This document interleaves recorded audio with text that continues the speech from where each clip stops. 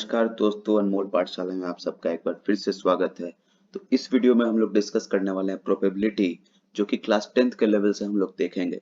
Probability का जो advance concepts है जिसमें परमुटेशन कॉम्बिनेशन के यूज आते हैं वो सब हम लोग क्लास 11th और 12th में देखेंगे।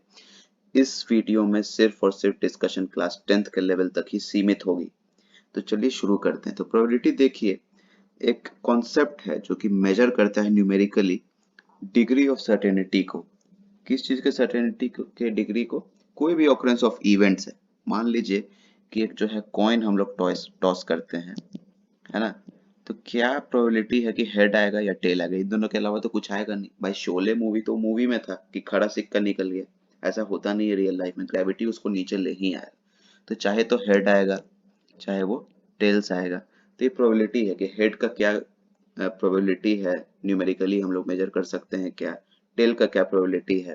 तो इस कॉन्सेप्ट को जो है ना प्रोबेबिलिटी बोलते हैं। वो कितना प्रोबेबल है, कितना सर्टेन है, कितना अनसर्टेन है। ठीक है।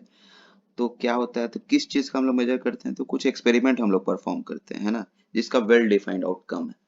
तो कुछ एक्सपेरिमेंट, एक टर्म आप लोग देखते होंगे, एक्सपेरिमेंट। तो क्या है भाई एक्सपेरिमेंट?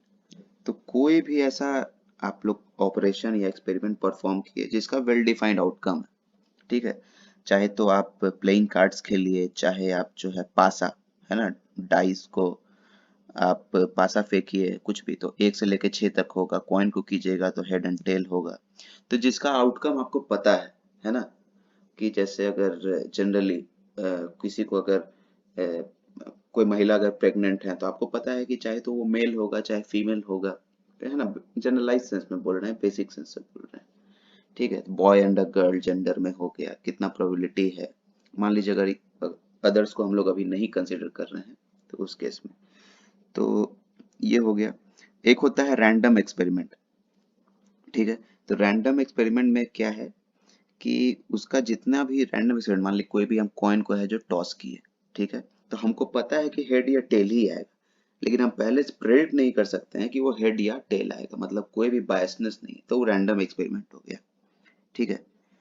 तो जैसे हम एक फेयर कॉइन को टॉस किए, कोई कार्ड निकाले प्लेइंग कार्ड से, है ना, डाइस को रोल किए जो कि अनबायस्ड है, 6 का प्रोबेबिलिटी इक्वली लाइकली है 1 to 6।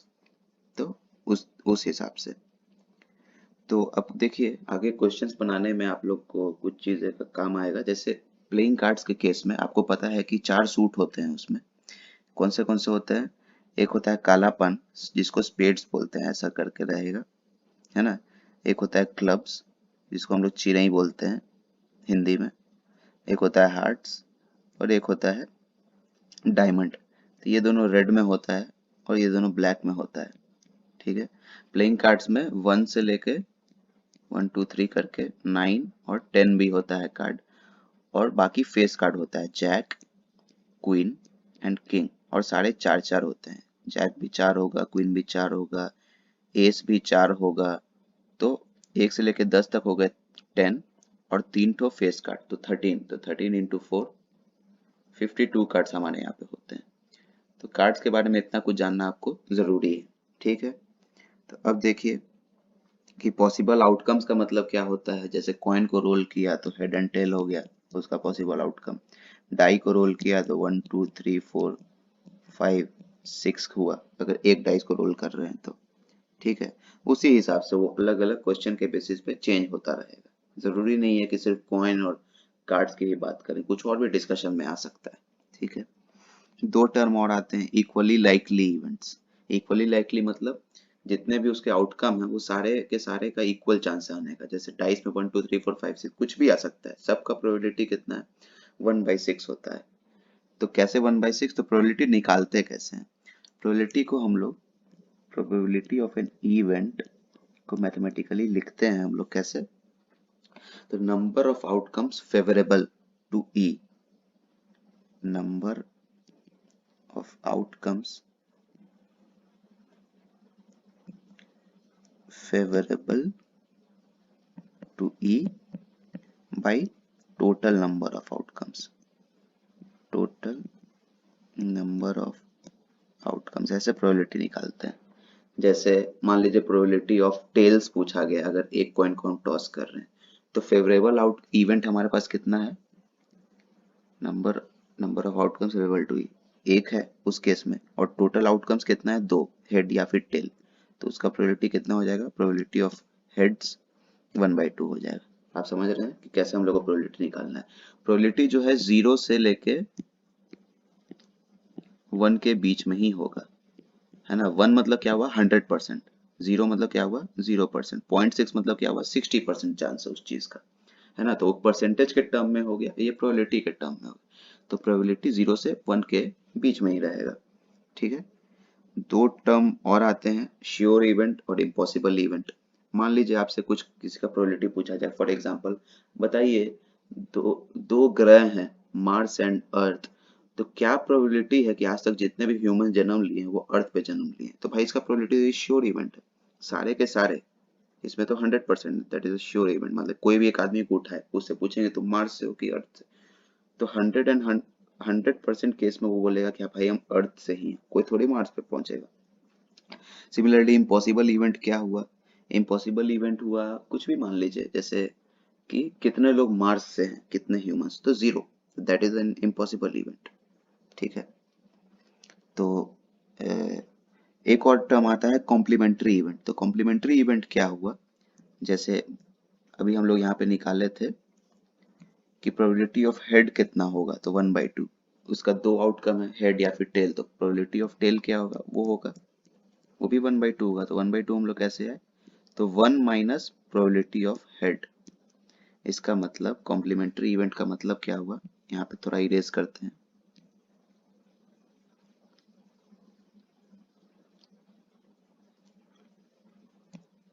कॉम्प्लीमेंट्री इवेंट मतलब हुआ कि ई मान लीजिए कोई भी इवेंट है, उसके अकर होने का प्रोबेबिलिटी है पीई। तो अगर ई अकर नहीं होगा, है ना, नॉट ई, तो उसको हम लोग डिनोट करेंगे पी ऑफ ई बार से।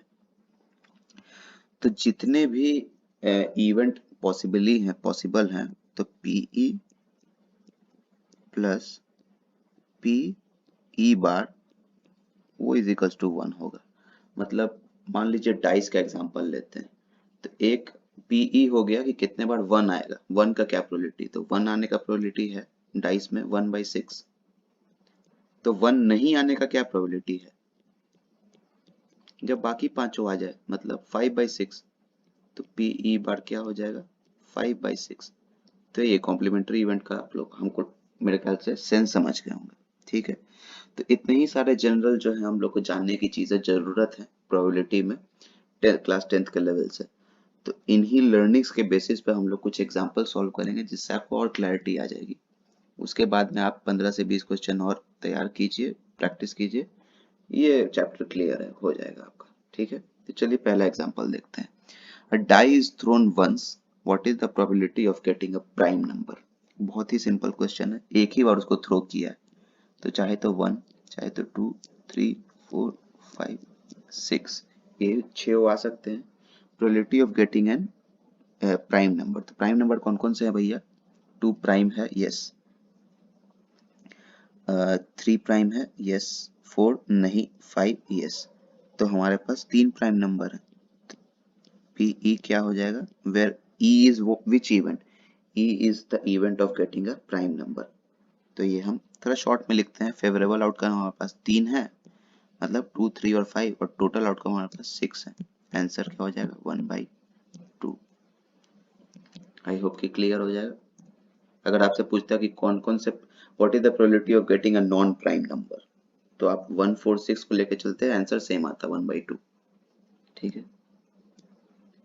अब देखिए अगला क्वेश्चन है, two coins are tossed simultaneously, what is the probability of getting at least one head? ठीक है भाई, बहुत ही सिंपल क्वेश्चन है। दो कॉइन को टॉस किया गया, जब एक कॉइन को टॉस करते थे तो हमारे पास बस हेड और टेल्स आता था, है ना। अब दो कॉइन टॉस किए हैं, तो चाहे तो दोनों में हेड हेड आएगा, है ना, चाहे तो एक पहले में हेड आएगा दूसरे में टेल्स, या पहले में टेल्स दूसरे में हेड, या फिर दोनों में टेल्स आएगा। इसके अलावा तो और कोई पॉसिबिलिटी नहीं है। तो बोल रहा है तो हमको केस कौन सा लेना है, सेकंड वाला, ये 1 कॉइन का केस है, फर्स्ट कॉइन। ये 2 कॉइन्स का। तो बोल रहा है probability of getting at least one head. At least मतलब कोई भी ये चारों में से किसमें एटलीस्ट एक भी हेड है। जैसे इस एग्जांपल को छोड़ के, इस इवेंट को छोड़ के, इस आउटकम को छोड़ के, देखिए इस आउटकम में एक भी हेड नहीं है, तो इसको नहीं कंसीडर करना है। बाकी तीनों में एटलीस्ट एक तो है ही ना, तो प्रोबेबिलिटी कितना हो जाएगा ऑफ एटलीस्ट वन हेड का 3 by total number of outcomes 4। Answer. इसको आप थोड़ा और थ्योरेटिकल वे में लिख सकते हैं कि हाँ भाई ई क्या है, तो events which contains only cases where we are getting one heads, at least one heads, तो वो E हो गया। तो टोटल फेवरेबल आउटकम कितना हो गया, जिसमें जैसे 1 हो गया, 2 एंड 3, और टोटल नंबर ऑफ आउटकम्स हमारे पास 4 है, तो वो 3/4 हो गया। आप इसको एक दो लाइन और एक्सपैंड कर सकते हैं एग्जाम में, ठीक है। सेंस यही है कि 3/4 कैसे आया, तो ऐसे आया। चलिए अगला एग्जाम्पल देखते हैं। अ बॉक्स कंटेन्स 100 रेड balls, बहुत ही इजी क्वेश्चन है, 200 yellow balls and 50 blue balls. If a ball is drawn at random from the box, then find the probability that it will be a blue ball. तो total ball कितना है हमारे पास, तो 100 plus 200 plus 50, that means 350 balls है total. पहला क्या बोलता है, ब्लू बॉल होगा, तो ब्लू बॉल कितना है हमारे पास 50, तो प्रोबेबिलिटी कितना हो जाएगा फर्स्ट केस में 50 बाई टोटल बॉल कितना है हमारे पास 350, 50 ब्लू बॉल और टोटल हमारे पास 350 है, तो probability of getting a blue ball कितना हो जाएगा 50/350, दैट इज 1/7। सेकंड बोल रहा है नॉट अ येलो बॉल, ये रेड है, ये येलो है, ये ब्लू है, तो येलो 200 है, तो बोल रहा है नॉट अ येलो, तो कितना होगा 150, तो probability of getting not a yellow ball, of getting a ball which is not yellow, वो कितना हो जाएगा 150/350, दैट इज 3/7। और बोल रहा है थर्ड केस में नाइदर येलो नॉर ब्लू, मतलब ये भी नहीं चाहिए ब्लू भी नहीं चाहिए, तो चाहिए क्या, रेड चाहिए, तो उसका प्रोबेबिलिटी कितना हो जाएगा 100/350, दैट इज 2/7। हर केस में आप लोग को ई डिफाइन करते चले जाना है। जैसे इस केस में क्या, गेटिंग अ ब्लू बॉल, इस केस में not getting a yellow ball, इस केस में neither yellow nor blue, that is we want only red. इसी तरह से लिखते चला जाना है। यही हो गया आपका आंसर। चलिए अगला क्वेश्चन देखते हैं। तो भाई 2 dice are thrown at the same time. अच्छा यहाँ पे दो पासे का बात हो रहा है, एक पासे का बात नहीं हो रहा है, ध्यान दीजिएगा। Find the probability that the sum of the two numbers appearing on the top of the dice is more than 9। ठीक है, मोर देन 9, मोर देन 9 मतलब 10 चाहिए मिनिमम। ये सब वर्ड्स का ध्यान रखिएगा, at least, more than, less than और इक्वल्स टू, ठीक है, एट मोस्ट, ये सब का भी एग्जाम में आ सकता है एट मोस्ट का। ठीक है, आप लोग वर्ड मीनिंग इसका देखिए एट मोस्ट क्या होता है। अगर हम लोग को एग्जाम्पल भी लेंगे वो ले सकते हैं, हमारे टाइम पे आया था, मुझे याद है अभी भी, हम लोग के प्री बोर्ड में आया था एट मोस्ट करके। कुछ नहीं है कि उससे ज्यादा नहीं आ सकता, एट मोस्ट वो उतना ही है। तो चलिए ये एग्जांपल देखते हैं। तो भाई जब दो डाई थ्रो करते हैं, एक डाई थ्रो करते हैं, तो क्या क्या आउटकम्स बनता है, 1 2 3 4 5 6। अब दो कर रहे हैं, तो पहला डाई में अगर मान लीजिए 1 आता है, तो दूसरा में कितना पॉसिबिलिटी है, 6 पॉसिबिलिटी, 1 2 3 4 5 6। पहला में अगर 2 आया तो भी अगला में क्या, कितने पॉसिबिलिटी है, 6, 1 2 3 4 5 6, सिमिलरली सारा। तो ये एक डाइस के केस में। सेकेंड डाइस के केस में यहाँ पे 6 पॉसिबिलिटीज था, तो इसके केस में 6 स्क्वायर पॉसिबिलिटीज होंगे, मतलब 36। क्या क्या होंगे वो, 1,1 है ना, 1,2, 1,3, 1,4, 1,5, 1,6। मतलब क्या है इसका, कि चाहे तो पहला केस में पहला डाई में 1, दूसरे में भी 1, इसमें 1, दूसरे में 2, इसमें 1, दूसरे में 3, कर करके 1 से 6। सिमिलरली पहला में 2, फिर 1, dash dash dash dash dash 2,6 बीच में आप ऐड करते चले जाइए 2,2 2,3 अंडरस्टूड है। तो हमको पूछ रहा है मोर देन 9 मतलब हमको 10 चाहिए, तो अभी 6 प्लस 2 कितना हो रहा है 8 ही हो रहा है मैक्सिमम, तो इसमें भी नहीं होगा, इस रो में भी नहीं। 3,1 3,2 dash dash dash dash dash 3,6 देखिए अभी भी यहाँ पे सम था 7, यहाँ पे सम था 8, यहाँ पे सम था 9, नहीं इससे भी नहीं होगा। अगला देखते हैं 4,1 नहीं 5 है इसका सम 4,2 ना 4,3 4,4 4,5 अभी भी यहाँ पे 9 है 4,6 देखिए ये है 10, तो एक केस हो गया इसका। ठीक है, अब देखिए 5,1 5,2 5,3 काउंटिंग है बस। प्रोबेबिलिटी में काउंटिंग बहुत ही इंपॉर्टेंट है, आगे भी आप लोगों को बहुत यूज आएगा। सेकंड केस में देखिए यहाँ तक 9 था, ये 10 है, ये 11 है, तो हमको मोर देन 9 चाहिए, मतलब 10 और 11 दोनों चलेगा, 12 भी चलेगा। 13 आ सकता है क्या टू डाइस में? नहीं आ सकता है, अभी देखेंगे। लास्ट वाला क्या हो जाएगा 6,1 6,2 6,3 6,4 ये देखिए 10 6,5 11 और 6,6 इस जितने भी ये 36 इवेंट्स हैं, 36 फेवरेबल नहीं टोटल आउटकम्स है, तो इसमें से ये फेवरेबल है, एक यहाँ, दो यहाँ, 3 यहाँ, तो मतलब टोटल हो गए 6 favourable outcomes. Total events are total outcome 36, तो probability is of getting more than 9 is 1/6 answer. Clear है, कोई दिक्कत नहीं है, आई होप कि समझ में आया है। चलिए नेक्स्ट एग्जांपल देखते हैं। बोल रहा है अब कार्ड्स का क्वेश्चन आ गया, हम लोग तो बोले ही थे कि ये कार्ड का क्वेश्चन, एक दो कार्ड का क्वेश्चन भी आना ही आना है, आपको एग्जाम में भी आना ही आना है। तो a card is drawn at random from a well shuffled deck of 52 playing cards. Find the probability that the card drawn is a card of spades or an ace, is a card of black king, neither a jack or a king, either a king or a queen। ठीक है, चलिए देखते हैं। तो पहला case क्या बोल रहा है, सिंपल कि अ कार्ड ऑफ स्पेड्स और एन एस। स्पेड्स क्या होता है भाई, सूट्स, तो स्पेड जो था कालापन, तो उस एक हर एक सूट का कितना सारे कार्ड्स हैं 13 है ना, और बोल रहा है एस भी। तो अब देखिए यहाँ पे अब कितना हो जाएगा, आप सीधे जोड़ दीजिएगा 13 + 4 है ना, 13 स्पेड्स का हो गया और 4 एस होते हैं, गलत गलत। इस 13 में ऑलरेडी एक एस है, एक एस इसमें छुपा हुआ है, तो बाकी अब 13 + 4 नहीं, ये 13 + 3 होगा। समझिए यहाँ पे बस 3 मोर एसेस, क्योंकि स्पेड्स में ऑलरेडी एक एस इंक्लूडेड है, तो पहला का जो प्रोबेबिलिटी है वो बनेगा नंबर ऑफ मेरे फेवरेबल आउटकम्स हो गए 13 + 3 16, और टोटल कितने हुए outcome 52, that is 4/13। This is our answer. I hope कि समझ में आया होगा। Second case black king. Black king कितने होते हैं भैया, ब्लैक किंग होते हैं, टोटल किंग होते हैं हमारे पास 4, जिसमें से 2 रेड होगा 2 ब्लैक होगा, तो ब्लैक किंग का प्रोबेबिलिटी हो जाएगा 2/52, दैट इज 1/26। थर्ड केस क्या है, सारे आंसर आते जा रहे हैं दोस्तों, देखिएगा ध्यान दीजिएगा।